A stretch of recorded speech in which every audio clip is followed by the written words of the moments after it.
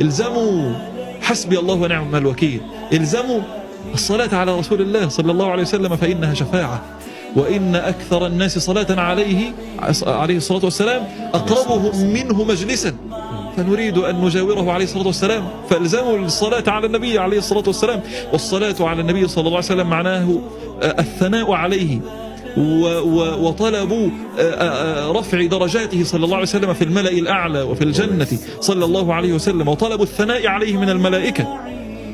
ثم لها أجر عظيم جدا قال عنها رسول الله صلى الله عليه وسلم نفسه لما جاء له الرجل قال يا رسول الله أجعل لك صلاتي كلها، أنا أقعد طول الوقت أصلي عليك. قال له النبي صلى الله عليه وسلم إذن يغفر ذنبك وتكفى همك.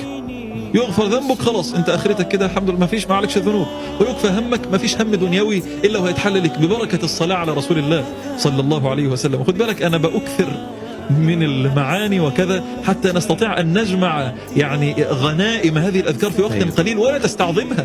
الامور يسيره وبسيطه، لكن تحتاج ان انت تجاهد نفسك وتحمل نفسك وتصبر على اثر الذكر، والله سيفتح الله عز وجل لك من خيرات وبركات الدنيا والآخرة ما لم تكن تتخيله وما لم يخطر لك على بال أبدا.